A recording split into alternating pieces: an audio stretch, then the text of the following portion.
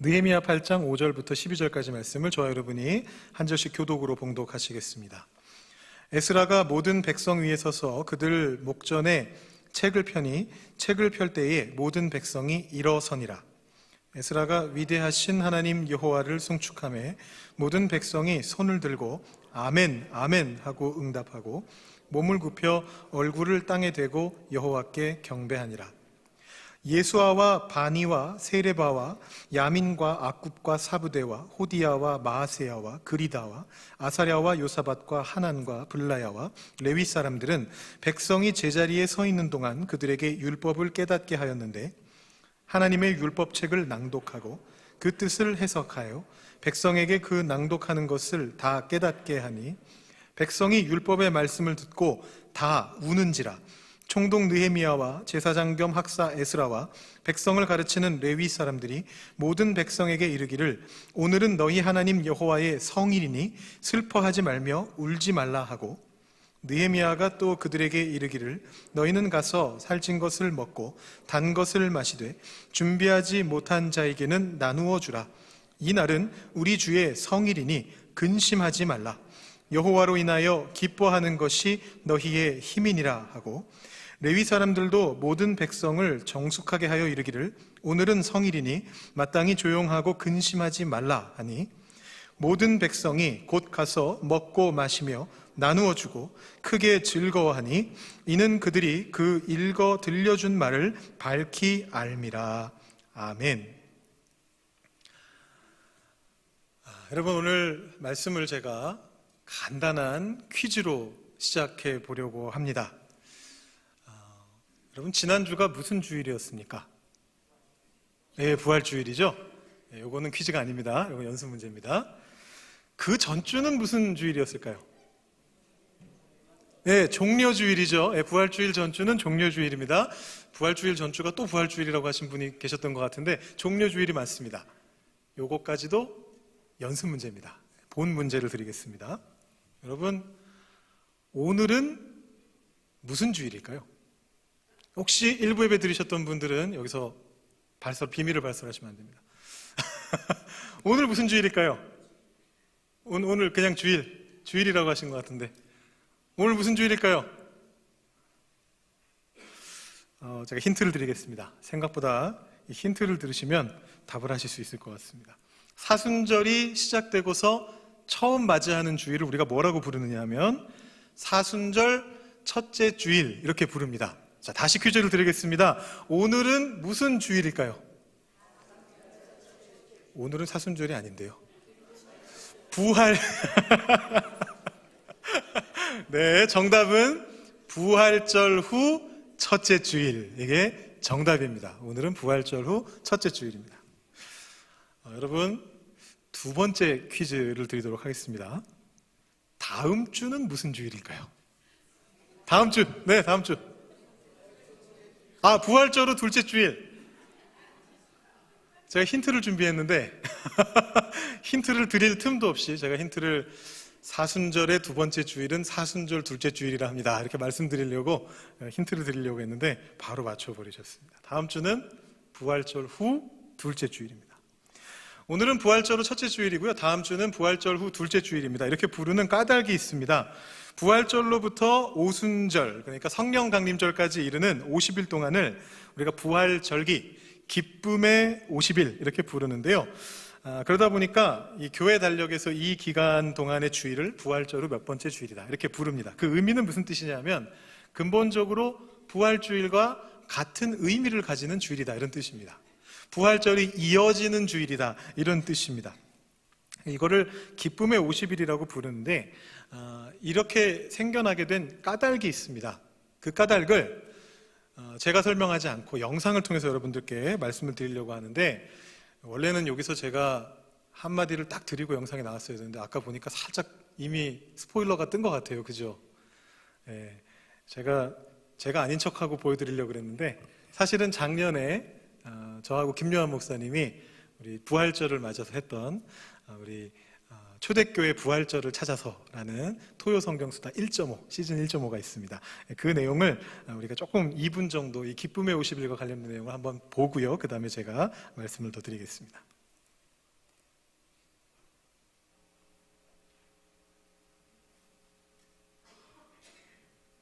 성경 안에 부활절 내용은 잘 발견이 안 되고 네. 오순절이 많이 발견이 된다 이 말씀을 드렸는데요. 이제 이 학자들이 연구를 하면서 발견해낸 거는 사실은 이 오순절과 부활절이 연결돼 있었다라는 걸 발견을 했더라고요. 저는 이제 저희 청년부들한테는 종종 이런 얘기들을 했는데 요즘 재발견되고 있는 그 교회력의 절기 중에 하나가 기쁨의 50일이라고 하는 절기예요. 네. 그래서 이게 뭐냐 하면 이런 이제 문제의식에서 나온 건데 우리가 예수님의 죽음에 대해서는 사순절 긴 시간 동안 사순절이 40일이지만 실제로는 주일이 껴있고 해서 거의 50일에 가까운 날인데 네. 이 날 동안 계속해서 묵상하면서 뭔가 생각하면서 어떤 그런 시간들을 보내다가 정작 부활에 대한 부분은 네. 그냥 부활절 하루만 부활 찬양 부르고 네. 저희가 주님께 영광 다시 사신 주 부활절 외에는 잘 안 부르잖아요. 아주 유명한 찬양이지만 잘 안 부르잖아요. 거의 네. 들을 일이 없잖아요. 네. 이제 부활이 너무 하루로 축소되어 있지 않느냐라는 어떤 그런 문제 제기와 함께 네. 초대교회 때는 어떠했는가를 살펴보다 보니까 네. 초대교회 때는 그렇지 않았다는 걸 발견하게 된 거죠. 사실 초대교회 때는 부활절 자체보다도 부활절로부터 시작해서 오순절까지 이르는 이 네. 50일 동안의 네. 시간 동안을 계속해서 경축하는 어떤 그런 절기로 지냈다라는 거를 이제 학자들이 발견을 합니다. 아까 말씀드렸던 그 터툴리안 같은 사람도 이제 그런 얘기를 해놨고요. 그 50일 동안에는 절대로 금식을 해서도 안 되고 반대네요. 예, 정반대죠. 사순절하고 반대인 거죠. 그 50일 동안에는 금식을 해서도 안 되고 무릎을 꿇어서도 안 된다. 셀레브레이션을 해야 되는 때이기 때문에 네. 기쁨을 누려야 되는 때이기 때문에 네. 라고 그런 이야기를 해서 그 시간을 이렇게 따로 구별해 놓은 것들을 보게 되는데 이것이 아마 저희가 성경 안에서도 부활절이 잘 발견이 안 되고 오순절 위주로 발견되는 게 아마 그 당시는 이 부활절부터 오순절까지를 다 한꺼번에 묶어가지고 네. 오순절이라고 부르면서 기쁨의 50일의 절기를 보냈기 때문이 아닌가. 네, 그것도 여기까지만 제가 또 보도록 한쪽으로 하겠습니다. 추적해봤던 부활절 초대교. 네, 감사합니다. 1부 때 뒤에 조금 더 봤는데요. 김요한 목사님이 그 부분을 빼달라고 말씀하셔가지고 제가 뺐습니다. 미리 말되질 못하고 지금 뺐습니다. 여러분 혹시 궁금하신 분은 1부 예배 영상을 확인하셔도 되겠고 아니면 우리 시즌 1.5 우리 토요 성경수다 영상을 직접 보셔도 되겠습니다. 이미 다 들켰습니다만 계속 아닌 척 하겠습니다. 여러분 보셨던 분들 어디서 많이 보신 분 같죠? 유튜브 보다가 발견한 분들인데요. 여러분 거기 영상에 나오는 두 분 중에서 좀 더 못생긴 목사님이 뭐라고 말씀하셨는지 기억나십니까? 좀 더 못생기고 조금 더 뚱뚱한 목사님. 여러 번 보실 때 오른쪽에 있었던 저 닮은 분. 네, 뭐라고 말씀하셨느냐 하면 초대교회에는 오순절이 부활절보다 조금 더 중요하게 여겨졌고 근데 그것이 이제 부활절부터 오순절까지를 다 합쳐서 이 50일의 기간 동안을 기쁨의 절기로서 지내기 위해서 그래서 금식도 하지 않고 무릎을 꿇지도 않고 하나님 앞에 늘 감사하면서 기뻐하는 그런 절기로 보냈었다. 그리고 그것을 현대에 되살린 것이 기쁨의 50일이다. 이런 이야기를 했었습니다. 그래서 제가 오늘 이 기쁨의 50일을 맞아서 이 기쁨이라는 것의 근원이 무엇인가 그리고 이 기쁨을 어떻게 우리는 유지해 갈 수 있을 것인가 이런 부분에 대해서 한번 개괄적으로 말씀을 드려보려고 합니다. 오늘 말씀 우리가 읽은 말씀 속에 보시면 우리가 사순절에서부터 부활절로 넘어올 때 겪었던 것과 비슷한 고민을 하고 있는 사람들이 나오고 있습니다. 그 사람들은 이스라엘 백성들인데요. 물론 성경에 나오는 사람들이니까 당연히 이스라엘 백성이겠죠. 근데 어느 시대의 이스라엘 백성들이냐 하면 우리가 지금 그 새벽기도 시간에 스가랴서를 묵상하고 있습니다. 근데 그 스가랴서에 보면 바벨론으로부터 포로로서 귀환을 해 와가지고 이 스룹바벨의 시대에 성전을 짓고 유다 땅에 와서 살고 있었던 이스라엘 백성들이 나오게 됩니다. 그 사람들이 바로 오늘 말씀에 나오는 같은 사람들입니다. 조금 더 후대긴 합니다만 같은 사람들입니다. 그런데 문제가 있습니다. 우리가 지금 스가랴서 묵상 중인데 이 학개서나 스가랴서의 말씀을 묵상해 보면은 그 예언자들이 뭐라고 말을 했느냐 하면 성전을 짓기만 하면 다 잘 될 것이다.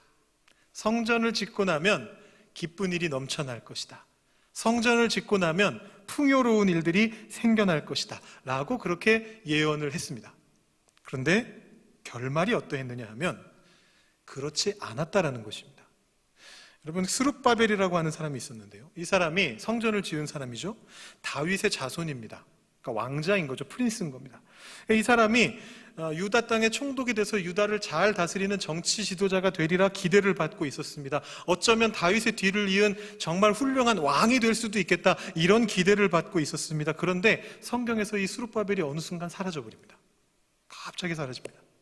그래서 학자들은 그것을 어떻게 추측을 하느냐 하면, 성경에는 안 나와 있으니까 진실은 모릅니다만 추측을 할 때 어떻게 추측하느냐 하면, 이 스룹바벨이 막 기대를 받고 있던 중에 갑작스럽게 사고 같은 것으로 죽음을 맞이했거나, 아니면 페르시아에서 저기서 왕이 막 등극하려고 그런다, 이런 소문을 듣고 나서 돌아와라 하고 이렇게 귀환을 시켰을 수도 있다, 이런 이제 얘기들을 합니다. 어쨌든 중요한 것은 성경에서 스룹바벨이 사라져 버립니다. 그리고 종교 지도자인 대제사장 여호수아만 남게 됩니다. 그러니까 막 기대를 하고 있었는데 그게 이렇게 허탈해진 겁니다. 그리고 그 상황 속에서 여러 세대가 지나가고 있었는데 성전이 지어진 이후로도 이렇다 할 풍요를 누리지 못하면서 오히려 주변에 있는 강한 존재들, 강한 지역들의 틈바구니 속에서 계속 힘들어하면서 걱정하는 삶을 살아야 했습니다. 여러분, 제가 지도를 하나 준비했는데요. 이 지도를 보시면 원래 남유다가 원래부터도 북이스라엘보다는 좀 약한 나라였습니다. 지도를 보시면 작은 땅을 차지하고 있습니다. 그래도 저 때만 해도 다윗 왕조의 왕이 계속해서 배출되고 있었고요. 그래서 정통성이 있는 나라였습니다. 굉장히 강한 나라였다고 볼 수 있습니다. 그런데 다음 지도를 보시면 이 남유다 부분을 집중해서 보고 계시면 얼마나 약해졌는지를 확인하실 수가 있습니다. 반 이상으로 땅이 줄어들었습니다. 초록색 예후드라고 적혀있는 땅이 유다의 지역입니다. 그리고 그 주변에는 유다보다 훨씬 강한 지역들이 하나도 아니고 여러 개가 주변을 이렇게 가로막고 있습니다. 사마리아를 대표로 해가지고 여러 지역들이 이 예후드라고 하는 지역을, 유다라고 하는 지역을 감싸고 있습니다. 그러니까 굉장히 힘든 삶을 살아가고 있는 중이었습니다. 그러던 중에 오늘 말씀 속에서 이들이 작은 희망을 하나 발견하게 됩니다. 그게 뭐냐 하면 이 느헤미야의 인도를 받아서 성벽을 쌓게 됩니다. 굉장히 힘들게 다른 사람들 틈바구니에서 힘들게 살고 있었는데 자신을 지킬 수 있는 예루살렘 성벽을 쌓게 되고, 동시에 바벨론으로부터 뒤늦게 에스라라고 하는 학사가 율법책을 들고 찾아옵니다. 그래서 그 율법을 가르쳐 줍니다. 그래서 바깥의 적으로부터 스스로를 보호할 성벽이 세워졌기 때문에 일단 육체적으로, 물리적으로 조금 안심할 수 있게 됐고, 더 나가서 하나님의 말씀을 에스라가 들고 와서 가르쳐주고 있으니까, 그걸 배우고 있으니까 영적으로, 정신적으로도 좀 더 안심할 수 있는 상황이 되었습니다. 그렇지만 여전히 어려운 상황이었습니다. 여전히 힘들어하고 있는 상황이었습니다.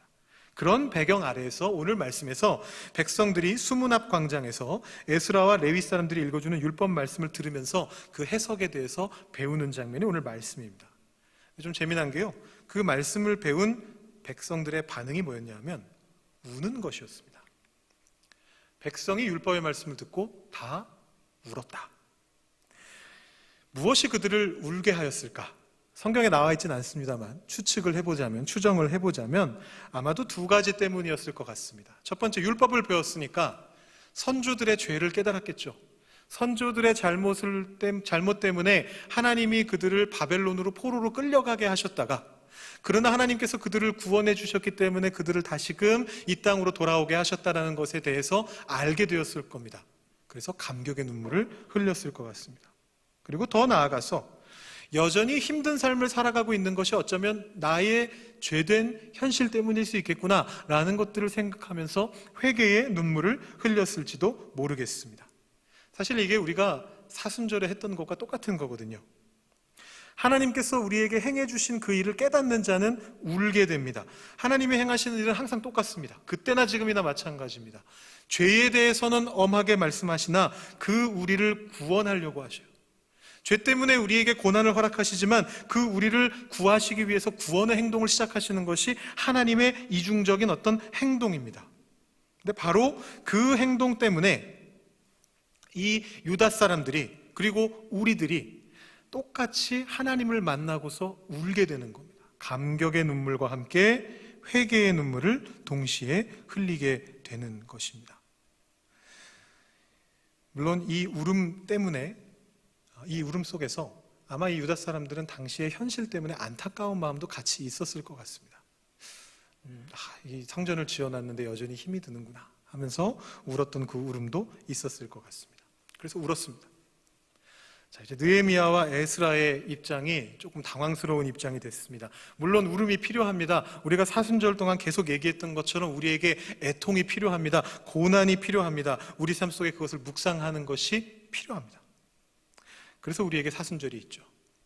그런데 우리가 그 사순절로부터 넘어왔다면, 부활의 감격을 맛보았다면 이제는 울음을 그치고 기쁨을 누릴 줄 알아야 되는 것입니다. 하나님의 얼굴을 마주했기 때문에 우리가 이제는 웃어야만 됩니다. 이 기쁨의 50일 동안에 우리가 기뻐할 수 있어야 됩니다. 울음 다음에는 웃음이 있기 때문입니다. 여러분, 울음에서 웃음으로 어떻게 나아갈 수 있는가, 이것을 여러분들께 어떻게 잘 말씀드리면 좋을까 고민하다가요, 제가 아주 오래된 옛날 영상을 하나 떠올렸습니다. 이 영상을 한번 먼저 보고, 여러분 아마 제 생각에는 보신 분들이 계실 것 같아요. 보신 분들이 계신 정도가 아니고 어쩌면 대부분 보셨을 수도 있겠습니다. 아주 옛날 영상인데 한번 짧으니까 우리 한번 보고요, 그 다음에 말씀을 더 나누겠습니다.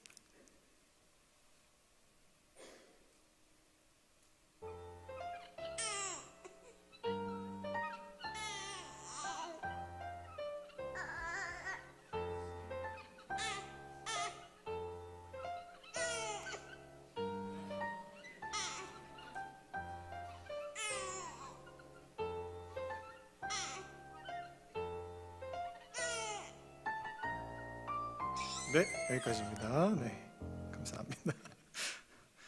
여러분 이 영상 보신 적 있으세요? 한 30년 된 것 같아요.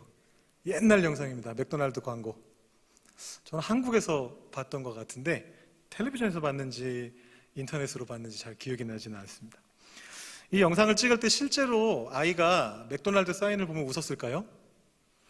그렇진 않을 겁니다. 아마 제가 알기로는, 제가 들었던 말로는 이 영상을 찍을 때 앞에 엄마가 이렇게 대기하고 있다가 앞으로 오면 이렇게 얼굴을 보여주고 뒤로 가면 얼굴을 피하고 이렇게 해가지고 아기가 울었다 웃었다 하게 했다라는 얘기를 들은 적이 있습니다. 우리도 하나님이 하신 일을 알게 되면 울게 되고요, 하나님이 하신 일을 깨닫게 되면, 그 크신 일에 대해서 깨닫게 되면 울게 되고요, 그래서 그 하나님 앞으로 나아오게 되면 웃게 됩니다. 하나님을 보니까, 하나님의 얼굴을 보게 되면 웃게 됩니다. 그것이 애통 뒤에, 울음 뒤에 오는 참된 기쁨입니다. 우리가 성금요일 날 새벽기도 시간에 그런 말씀을 들었습니다. 나의 하나님 어찌하여 나를 버리시나이까 라고 외치시던 예수님의 모습을 보면서 하나님이 안 계실 때, 하나님이 부재하다라는 것에 대한 생각을 해보았습니다. 또 성토요일 날 새벽기도의 시간에 우리가 예수님께서 무덤 속에 계시던 그때 제자들의 마음을 상상하면서 하나님이 나에게 응답하지 않으시는 순간, 하나님이 계시지 않는 것처럼 느껴지는 그 순간에 대해서 묵상했었습니다. 그 시간들은 그 시간들대로 의미가 있습니다. 필요합니다. 그리고 그 울음 뒤에 부활이 있다는 것입니다. 근데 여러분 이렇게 말씀하실 수도 있습니다. 사람은 감정적인 존재거든요. 40일 동안 사순절을 거치면서 고난을 묵상하십시오. 회개하십시오. 애통하십시오. 우십시오. 그런 말씀들을 해가지고 주님께 집중하면서 이제 겨우 눈물이 찔끔 났는데, 자 이제 부활절이니까 여러분 기뻐하십시오. 이제 기쁨의 50일 됐으니까 지금부터는 무조건 기뻐하셔야 됩니다. 이렇게 말한다고 해서 순식간에 기뻐지지가 않습니다. 제가 처음에 말씀드렸던 기쁨의 근원이 과연 무엇이냐, 기쁨을 어떻게 유지할 것이냐가 필요한 까닭이 이것입니다. 여러분 느헤미야는 어떻게 했을까요? 말씀을 가르쳐줬더니 백성들이 전부 다 울고 있었습니다. 느헤미야의 처방은 이러했습니다. 9절 말씀해 보시면 이렇게 나와 있습니다. 오늘은 너희 하나님 여호와의 성일이니 슬퍼하지 말며 울지 말아라. 자, 여기까지는 우리가 이미 봤던 처방하고 같습니다. 자, 이제 성일입니다. 부활절이 됐습니다. 여러분 기뻐하십시오. 그만 우십시오 라고 했습니다. 자, 그 다음이 중요합니다. 10절 말씀에 느헤미야가 이렇게 말합니다. 살찐 것을 먹고 단 것을 마셔라. 여러분 느헤미야 시대로부터 지금 이 순간까지, 현대에 이르기까지 이것이 만고불변의 진리 중에 하나입니다. 맛있는 것을 먹으면 기분이 좋아집니다. 느헤미야 때도 그랬습니다. 지금도 그렇습니다. 여러분 혹시 이런 표현 쓰시나요? 자신의 기분이 좀 이렇게 안 좋을 때, 꿀꿀해졌을 때, 나 요즘 기분이 아주 저기압이야. 기상용어 사용해서 저기압이라는 말 사용하시나요? 오늘 우리 회사에 나가봤더니 보스가 저기압이야. 눈에 띄면 안 돼. 이런 표현들 좀 사용하시나요? 이 저기압이라는 표현을 가지고 요즘 젊은 사람들이 쓰는 표현이 있습니다. 여러분 이런 표현 혹시 들어보셨는지 모르겠어요? 들어보셨습니까? 젊으신 분들 들어보셨습니까? 고개 끄덕끄덕 해주고 있는데 들어보셨습니까? 잘못 보시면 안 됩니다. 발음 정확하게 보셔야 돼요. 기분이 저기압일 때는 고기 앞으로, 고기 앞으로가 아니고 고기 앞으로, 네, 고기 앞으로 꿀꿀할 때는 먹으면 풀린다 이러면서 고기가 모든 것을 치유해 줄 수 있다 이러면서 요즘 젊은 사람들 사이에 유행하는 말들 중에 하나입니다. 여러분 오늘 말씀 속에서 느헤미야가 지금 같은 처방을 내리고 있습니다. 기분이 저기압이니까 고기 앞으로 가라 라고 그렇게 이야기를 해주고 있습니다. 지금 말씀을 읽고 눈물이 났습니다. 필요한 눈물이라고 제가 말씀드렸습니다. 그런데 그 말씀의 내용을 깊이 묵상하는 가운데 그 울음을 거쳐왔다면 이제는 기뻐해야 할 필요가 있습니다. 그럴 때요 억지로 기뻐하지 말라는 거예요. 기쁘지도 않은데 기뻐해라 그걸로 기뻐하는 것이 아니고 오히려 기뻐해야 할 이유를 만들라라는 것입니다. 그래서 지금 느헤미야가 백성들을 고기 앞으로 보내고 있는 것입니다. 그러면서 이렇게 이야기합니다. 여호와로 인하여 기뻐하는 것이 너희의 힘이니라. 진리입니다. 진리의 말씀입니다. 근데 우리의 마음이 움직이지 않을 때가 있단 말이에요. 여러분 이 아름다운 말씀을 우리 교회는 놀랍게도 화장실에다가 적어놨습니다. 여러분 혹시 아십니까? 남자분들은 아시죠? 우리 지하에 있는 남자 화장실에 이런 말씀 드려도 되는지 우리 설교 시간에 이런 말씀 드려도 되는지 모르겠는데 소변기 위에다가 이렇게 적어놨습니다. 너무 아름다운 말씀이죠. 여호와로 인하여 기뻐하는 것이 너희의 힘이니라. 이유는 알 수 없는데 영어를 잘못 적어놨어요. Your strength라고 적어놔야 되는데 My strength라고 적어놓으셨더라고요. 그래서 항상 볼 때마다 아이고 틀렸네 제가 그러고 있었는데 어느 분이 제가 최근에 발견했는데요. 어느 분이 영어가 맞는 줄 알고 위에 한국말을 고쳐놓으셨더라고요. 지금 저기 자세하게 보시면 너희에다가 괄호를 딱 쳐놓고 나라고 이렇게 크게 적어놓으셨습니다. 뭐 크게 중요하진 않습니다. 나든 너희든 결국은 우리 삶에 적용해야 되는 거니까 크게 중요하진 않습니다. 제가 이 말씀을 참 드려야 되나 고민하다가 일부 때도 말씀을 드렸는데 소변을 보는데요. 이 말씀이 눈앞에 딱 있지 않습니까? 근데 소변이 잘 안 나올 때가 있어요. 그러면 이 말씀을 봐도요 기쁘지가 않습니다. 여호와로 인하여 기뻐하는 것이 너희의 힘이니라. 제가 너무 힘들어요. 기쁘지가 않아요. 우리 삶이 어렵고 힘들면, 내 삶이 기쁘고 행복하지가 않으면 아무리 성경에서 나한테 기뻐하라라고 말한다 할지라도 기쁘지가 않습니다. 교회에서 목사님이 기쁘게 사십시오, 크리스천의 삶은 기쁜 삶입니다, 아무리 말해봤자 기쁘지가 않습니다. 우리는 감정의 지배를 받는 존재예요. 어쩔 수 없이 그 감정의 지배를 받습니다. 그럴 때 우리는 어떻게 기뻐할 수 있느냐라는 것입니다. 느헤미야는 백성들을 고기 앞으로 보냈습니다. 그리고 백성들이 그 말대로 행했습니다. 12절 말씀을 보시면 이렇게 적혀 있습니다.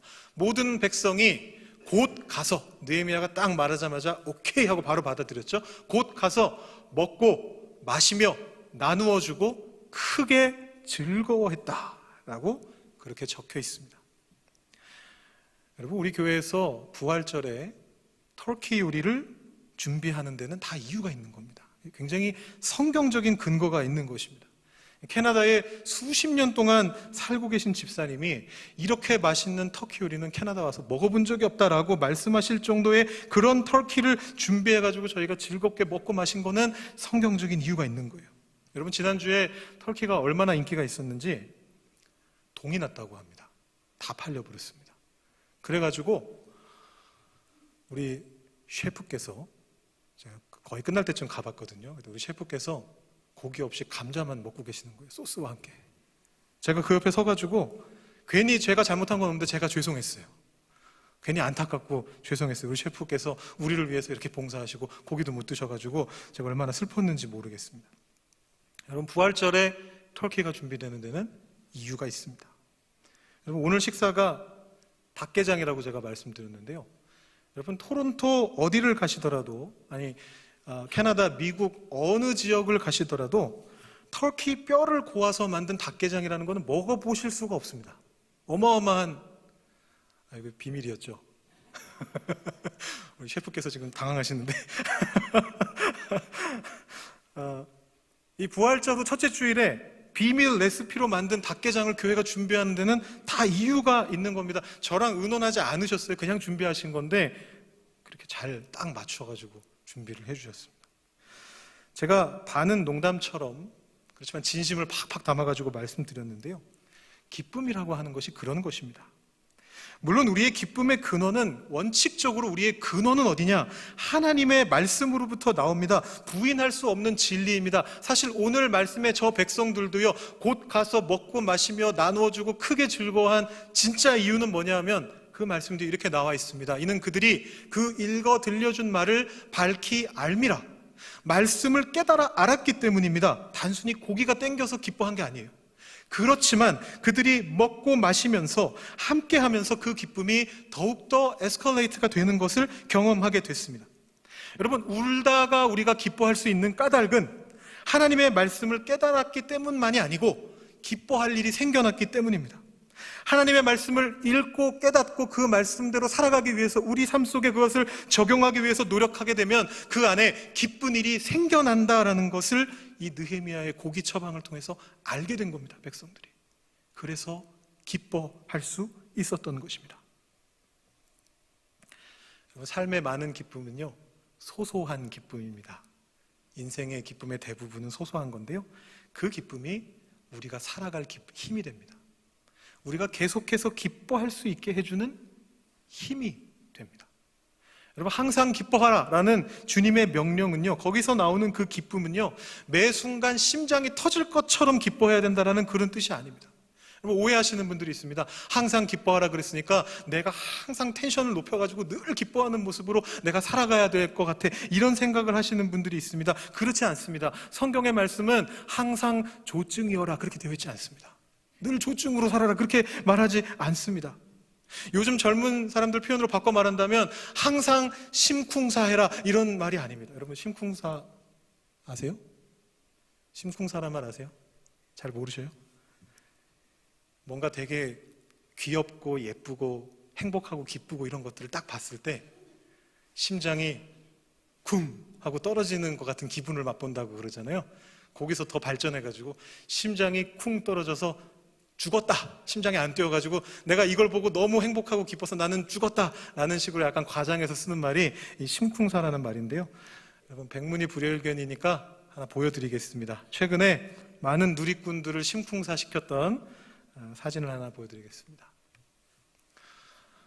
올해 2월에 지금 인터넷 커뮤니티를 통해서 막 지금 유행처럼 번지고 있습니다. 귀엽죠? 여러분, 심쿵하셨습니까? 원래는 이렇게 생겼습니다. 이런 사진도 있습니다. 베개만한 아기, 그리고 일어나 있으면 밤토리. 이 사진들을 보고 막 인터넷에서 난리가 났습니다. 심쿵사했다, 그런 얘기를 합니다. 근데 여러분, 성경의 말씀은 항상 심쿵사하라는 게 아니에요. 그러다 보면 부정맥이 옵니다. 사실 이 심쿵사라고 하는 말 자체가 좀 과장된 말이잖아요. 정말 심장이 멈추진 않잖아요. 저런 아이 예쁜 모습 본다고, 기쁜 모습을 본다고 우리 심장이 정말 멈추지는 않습니다. 그거 자체가 소소한 기쁨이에요. 이게 소소한 기쁨이에요. 근데 이 소소한 기쁨이 우리의 삶에서는 힘이 되는 것입니다. 우리가 계속해서 기뻐해야 되는 근원이 되는 것입니다.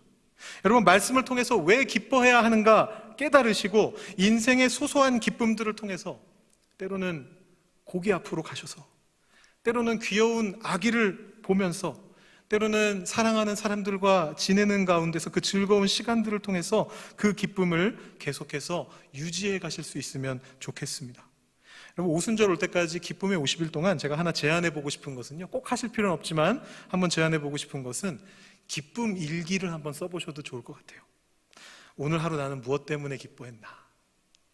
나를 계속해서 기쁘게 만들어주는 이것은 무엇일까? 내 삶을 유지시켜주는 소소한 기쁨은 무엇인가?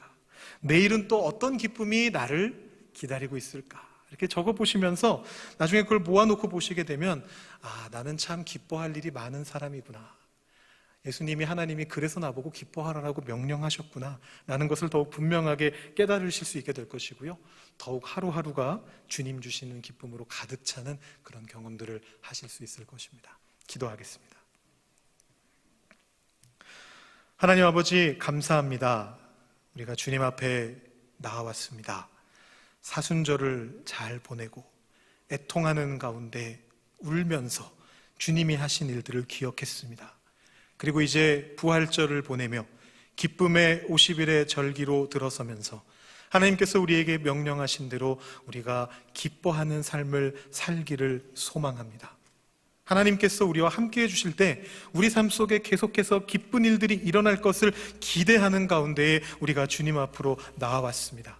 하나님, 이 기쁨의 50일 시간 동안에 또 앞으로도 계속해서 우리가 주님을 경험하면서 기뻐하는 삶을 살아갈 수 있도록 인도해 주시고, 우리의 그 기뻐하는 그 얼굴의 표정을 통해서, 우리의 기뻐하는 그 삶의 태도를 통해서 우리 주변에 있는 사람들에게 주님의 기쁨이 함께 전달될 수 있는 그런 삶을 살아갈 수 있도록 주님, 우리 삶 속에 함께하여 주시고 역사하여 주시옵소서. 감사드리며 예수님의 이름으로 기도드립니다.